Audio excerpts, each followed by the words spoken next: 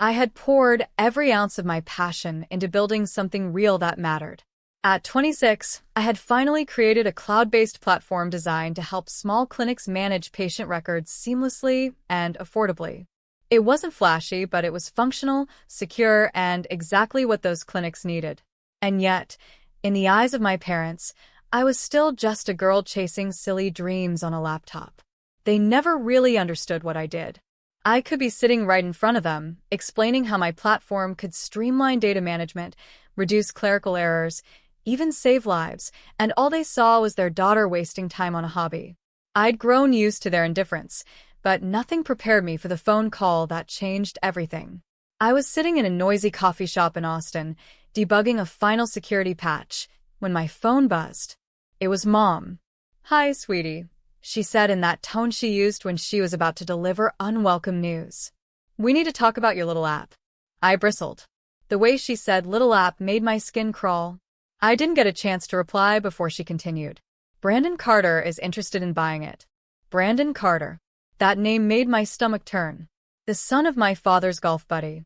A man who'd launched and sunk 3 startups in 5 years, each flashier and more disastrous than the last. But he had connections, flashy investors, and an MBA from Stanford, so of course, in my parents' eyes, he was the golden boy. "Mom, it's not for sale," I said flatly. "You should at least hear him out," she insisted. "He's offering 900. 900 what?" I asked. 900,000, she replied, like it was obvious. "He says it's generous considering it's just in development." My breath caught in my throat. They were discussing the sale of my life's work like it was a used car. And, without even asking me, I hung up without another word. That evening, I sat through the most surreal dinner of my life. Dad was beaming, Mom couldn't stop smiling, and I felt like I was on the outside of some inside joke. Then came the moment I knew was coming. "We had a good meeting with Brandon," Dad said, reaching for the wine. "He's very excited to bring your idea to life." "Excuse me?" I said, setting down my fork. "He's already signed the paperwork," Mom added. "We figured it would save you the stress." "Stress? You made a deal behind my back." I snapped, my voice rising. "You're young, Lena," Dad said calmly. "You've done something impressive, but Brandon knows how to run a business. He can take it where it needs to go. He's failed at every business he's touched." I was shaking. "And you sold my platform for less than it's worth, and didn't even ask me." Mom tried to reach for my hand, but I pulled back. "You're being emotional," she said softly. "We're just trying to help." "Help?" I laughed bitterly.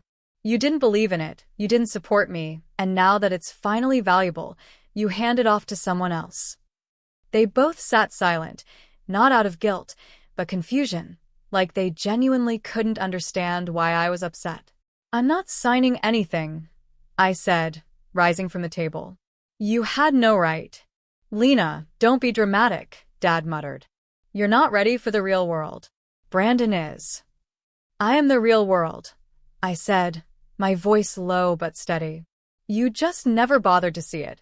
And with that, I walked out of the house I once called home, heart pounding, mind racing. I didn't know what came next, but I knew it wouldn't include letting someone else take credit for my fight, my vision, or my future. I didn't think they could hurt me more than they already had. But betrayal, I've learned, has layers. And my parents were just getting started. 2 weeks had passed since the dinner I walked out on, and I was finally regaining some sense of balance. I'd secured my files, changed passwords, and was moving forward, until a friend forwarded me a tech news article. Brandon Carter's disruptive startup aims to revolutionize patient records. I clicked on the link with trembling hands. There it was, my platform, rebranded, renamed. And every feature, every function, every piece of design structure, ripped straight from my work. He even dared to quote phrases I'd used in investor pitch decks, word for word. I stared at the screen, unable to breathe. He had filed provisional patents, too. I looked them up, and my heart sank. Every diagram was familiar. Every line of logic was mine. But the listed creator? Brandon Carter. And the address used? My parents' home. The home where I used to store my old development laptop. It hit me like a punch. They had gone into my room. They had taken my old laptop. I always kept backup drafts there, early versions, incomplete, unpolished. They had stolen from me. Not just ideas, but trust, Blood. family. And the worst part? My parents were proud. Proud. They were posting articles on Facebook talking about how Brandon had always had a sharp mind and entrepreneurial spirit. Mom was gushing in comments about how she always knew he was meant for greatness. No mention of me. Not a single word about where the idea had originated. For a whole hour, I sat in silence, the only sound in the room the soft hum of my server rack. I closed my eyes, letting the betrayal wash over me. Then, slowly, I stood up. Because what none of them knew, what they had all underestimated, was that I never trusted anyone with my best work. The real algorithms, the complete, optimized versions, had never touched that old laptop. I kept them encrypted, air-gapped, and stored across 2 secure locations with split credentials. The code that made the platform truly functional, truly different, was still mine, untouched and safe. They wanted a fight. I'd give them one. I started by organizing everything. I pulled my original patents, filed under my name, with time-stamped code submissions and cloud-based proofs of concept. I gathered emails from clinics I'd worked with. I compiled version histories, with metadata to trace every change I had ever made. I built a clean chain of evidence, digital fingerprints only I could leave. But I needed more than just truth. I needed someone who could make them choke on it. That's when I reached out to Lauren Diaz. Lauren wasn't just a lawyer. She was a force. Known in the tech world for dismantling fraudulent IP claims with the precision of a surgeon, she had taken down billion-dollar corporations and exposed VC-backed predators. I had read about her once in a cybersecurity magazine. She didn't just defend ideas. She made examples out of thieves. I found her firm's contact and sent everything: my code, my drafts, the articles, even a photo of the old laptop I'd recovered with timestamps showing the last unauthorized access. Less than 6 hours later, she called me directly. "Lena," she said, her voice sharp and confident, "I've seen a lot of cases. Yours is one of the clearest acts of intellectual theft I've encountered in years. And the emotional part, the fact that your own family was involved, makes it all the more disgusting." I didn't know what to say. My throat tightened. "I want this case," she said. "And I don't lose." For the first time in days, I exhaled. We got to work. Lauren's team started tracing the flow of stolen data. They pulled internet logs from the old laptop, tracking when it was accessed and where. They mapped the digital fingerprints of Brandon's new startup site and found code copied line for line from my beta versions. We secured statements from developers I'd consulted with during the early stages, all of whom had NDAs. We even found chat logs from a Slack workspace Brandon had accidentally shared with a mutual contact, where he admitted he tweaked an old project from a friend. It was all falling into place. But we weren't just planning to win in court. We were preparing to expose them in public, where the world could see what they'd done. Where the people who praised Brandon as a genius would realize he was nothing but a thief wearing borrowed ambition. And my parents? Let them keep smiling in their Facebook comments. They had no idea what was coming. The day of Brandon's big demo felt like a performance I had already seen 100 times in my head. He had scheduled it at Travis Regional Clinic, ironically one of the pilot sites that had once shown interest in my platform before I paused testing for security upgrades. Of course, they had no idea they were about to host a counterfeit presentation. I sat in the back row of the small conference room, blending in as just another staff member. I wore a black blazer, kept my hair pulled back, and stayed silent as Brandon strutted into the room like he was headlining a tech convention. My stomach churned, but my expression stayed flat. Lauren was nearby, seated a few chairs away, calm and unreadable. She'd instructed me not to speak until the moment was right. Brandon started with his usual smug confidence. He clicked through slides of buzzwords and polished graphics he didn't understand. Then he launched the platform, or rather, the watered-down version of what had once been mine. I recognized the interface immediately, even though he had changed the color scheme and slapped a new name on it: MedStream. The clinic's director leaned forward, watching intently. Nurses and administrative staff began taking notes. Everything looked fine for the first few seconds. And then the first glitch hit. A dialog box popped up, an error message about data conflict. Brandon chuckled nervously and clicked it away, pretending it was nothing. He kept moving, trying to open the patient intake module. That's when the second glitch appeared. The module refused to load and instead displayed a strange message, pending authentication from primary developer, E. Ramirez. He froze. The room stayed quiet for a beat too long. I saw his hand tighten around the mouse.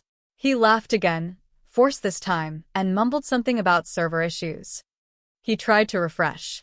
This time, every single window on the screen flickered and closed.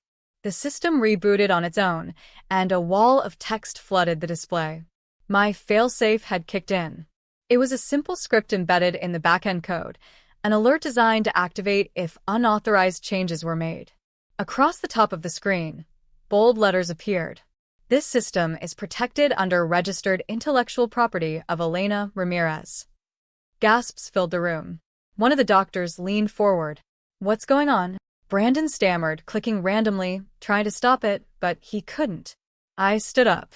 My heart pounded, but I walked forward slowly, deliberately, past the shocked faces, until I stood next to him at the screen. Brandon turned to me, color draining from his face. "You shouldn't be here," he whispered. "But I am," I replied. Then I turned to the room. "Good afternoon. I'm the original developer of the platform you were supposed to see today." Brandon reached out to stop me, but Lauren stood immediately. "Touch her," she warned quietly, "and you'll be explaining it to a judge in the morning." He backed off. I connected my secure flash drive to the system. The screen flickered again, this time stabilizing as the real platform loaded, smooth and fast. I heard the staff gasp again, this time in awe. "This is what MedStream was pretending to be," I said calmly. "But the real platform is called VitaBridge. It's HIPAA-compliant, encrypted, and has been in development for over 3 years." I clicked through the dashboard, showing them live demo features, automated scheduling, real-time medication tracking, insurance integration, patient updates, all running without a hiccup. The interface was clean, intuitive, and fully functional. One of the nurses whispered, "This is amazing." I turned back to the audience and projected the documents Lauren had prepared, official patent filings with timestamps, emails to pilot clinics, Git logs showing years of coded revisions. "This," I said, pointing to the screen, "is proof of ownership. And this," I clicked again, displaying the cease and desist document, "is a legal notice to Mr. Carter for intellectual property theft. A federal lawsuit has already been filed." Brandon didn't say a word. His face was blank, as if he couldn't process what had just happened. The clinic director stood up slowly. "You're saying he stole all of this from you?" "I'm saying he tried," I said. "But he only got the shell. The soul of this platform was never his to take." The room was silent for a moment. Then the director nodded. "Thank you for stepping in," he said. "We'll be in touch, officially." I unplugged my drive, turned, and walked out without looking back. Lauren followed close behind. It wasn't just a win. It was my moment to take back everything they had tried to steal and show them exactly who they had underestimated. Brandon's fall was swift and brutal. Within 48 hours of the demo crash at Travis Regional Clinic, tech blogs exploded with headlines. "Startup star exposed as fraud," "Brandon Carter accused of IP theft," and "Clinic demo turns into legal nightmare." Screenshots of the error messages bearing my name went viral. Forums that once hyped him as the next disruptor now tore into him with glee. His investors were the first to vanish. The moment Lauren's legal filing hit public records, they began pulling out one after the other. By the end of the week, Brandon's startup website had been taken offline. His LinkedIn quietly removed founder of MedStream from his profile. Rumors swirled about other lawsuits, past employees alleging unpaid wages, vendors claiming breach of contract. It wasn't just a professional downfall. It was personal. And for a man like Brandon, whose entire identity was built on polished decks and empty promises, it was devastating. As for my parents, they didn't say a word. Not at first. I suppose they assumed I would cool down, or maybe they were too embarrassed to reach out. But their silence told me everything I needed to know. I had always been their second choice. Brandon just made it convenient to say it out loud. Still, they came. It was just minutes after my second live demo at a health tech expo in downtown Austin. The stage lights were still warm on my skin, and applause still echoed in my ears when I spotted them waiting backstage. My mother in her usual pearls, my father standing stiff and unsure beside her. My first instinct was to walk past them, pretend they were strangers, the way they had treated my ambitions for years. But I stopped, not out of curiosity or obligation, but clarity. I wanted to hear what excuses they would come up with now. "Lena," my mom said, her voice shaky. "We just wanted to say." "I saw the demo," my father added quickly, as if that would redeem him. It was impressive. My mother reached for my hand, and I let her touch it for just a second before stepping back. "We were wrong," she said. "We didn't understand. We thought Brandon could help." "You thought he could succeed where I would fail," I replied, not unkindly but firmly. "Let's not pretend it was anything else." She blinked, clearly taken aback by my composure. My dad looked away. "I just want things to be right again," she said quietly. "You're our daughter." "And I was your daughter when you sold me out," I said. "Support doesn't come after the world claps for me. It comes when I'm still bleeding in silence, and you choose to believe in me anyway." They didn't speak. What could they say? I reached into my bag and handed my mother a business card. "If you ever want to meet again," I said calmly, "you'll need to schedule through my office. I don't take walk-ins anymore." And with that, I walked away. This time, I didn't look back. 2 years later, the company I built, PulseScore Technologies, closed a $50 million Series B round. Our platform, VitaBridge, had become a cornerstone in modern patient care, now used in hundreds of clinics across the U.S., and was preparing to launch internationally. I had teams in 3 countries, partners in 6, and a growing reputation in healthcare innovation circles. My face appeared in Forbes' Top 30 Under 30 issue. I even gave a TED Talk. But none of those things were what made me feel like I'd won. What mattered most was that I did it my way, on my terms, without selling out, giving in, or letting anyone steal what I bled for. I had defended not just my intellectual property, but my integrity, my vision, my worth. And I never forgot how close I came to losing all of it. My parents tried to reach out a few times after everything went public. Cards on birthdays. Voicemails around the holidays. Once, my mother even showed up outside a conference I was speaking at, hoping for a moment backstage. But the truth was, their words had stopped mattering the moment they placed someone else's ambition over their daughter's reality. No amount of "we're proud of you now" could erase what they did when I needed support the most. Sometimes, love doesn't come with an apology, it comes with change. And they never truly changed. In my office, behind my desk, I framed the check they offered me. $900. They had valued my entire life's work at less than the cost of a new sofa. That check, now sealed in glass, isn't there to remind me of what they did. It's there to remind me of what I didn't let them do. They didn't get to define me. No one does. And that's the message I've shared every time I've stood in front of young developers, entrepreneurs, or students unsure of their place in the world.